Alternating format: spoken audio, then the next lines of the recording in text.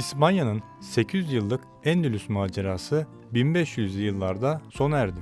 Çağdaş İspanya tarihi Endülüs dönemini ciddi olarak işlemez. Bunun nedeni belki de İslamiyet'e karşı bir önyargıdan kaynaklanıyor olabilir.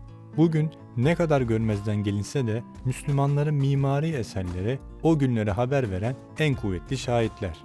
Günümüz İspanya'sının başkenti olan Madrid şehrini Müslümanlar kurdu. Ancak Endülüslüler başkent olarak Kordoba'yı kullandı. Başkent yani eski ismiyle Kurtuba en parlak döneminde ortalama 200 bin hane, 600 cami, 900 hamam, 500 şifahane ve 800 medrese bulunuyordu. Kordoba denilince akla ilk gelen Kurtuba Ulu Camisi'dir. 4 futbol sahası büyüklüğüne sahip bu mekan Endülüs'ün en büyük camisi.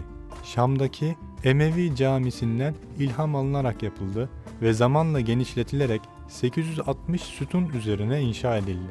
Bu büyüklüğü sayesinde aynı anda 30 bin kişinin ibadet edebileceği kapasiteye sahip. Bu cami mimari bir şaheser olmasının yanında ders halkalarının içinde barındığı bir eğitim merkeziydi. Halk buradaki ders halkalarına dahil olabiliyordu. Hatta Avrupalı misafirlere açık dersler bile vardı. İlimle sanatın yarıştığı bir dönemdi.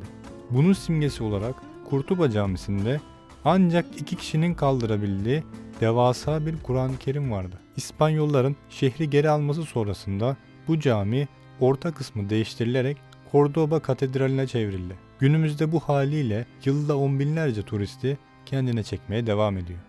Elhamra Sarayı suyla taşın adeta dans ettiği bir estetiğe sahip. İnce hesaplarla yapılan pencereler ve renkli camlarla güneş ışığının düşme açıları hesaplanmış, gölgelerin yansıması adeta bir kara kalem tablosuna dönüşmüştü. Masallardaki rüyaları hatırlatan bu saray karmaşık gibi gözükse de aslında müthiş bir kompleksti. Simetrinin ve matematiğin en güzel biçimde hayat bulduğu bu sarayda matematiksel oranlar kullanıldı.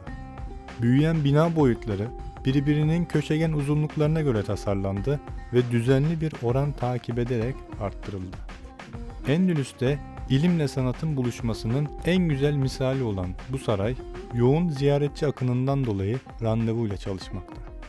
İlk bakışta Elhamra Sarayı'nı hatırlatan bir başka yapı da Sevilla şehrindeki Alcazar Sarayı'dır.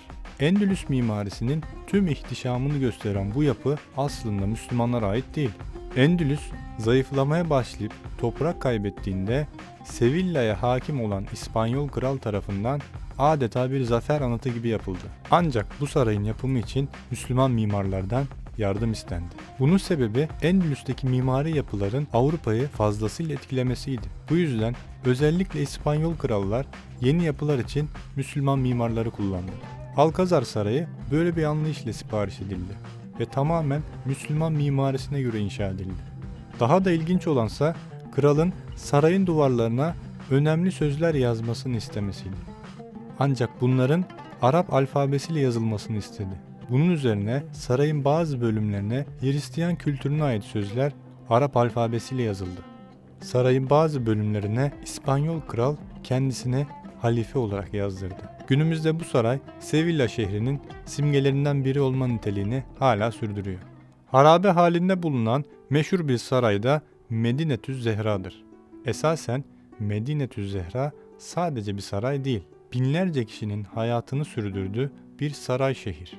İnşasında ortalama 10 bin kişinin ve 2000'e yakın yük hayvanının çalıştığı ve milyonlarca dinara mal olduğu devasa bir kompleks. O zamanki şartlarda büyük yapılar kölelere yaptırılırken Endülüs'te maaşlı inşaat işçilerine yaptırıldı. En parlak devrinde yapılan bu sarayda 4000 hizmetçi vazifeliydi. Burada yaşayan halk ve 100 bini bulan muhafız birliği için günde 37 ton et pişiriliyordu.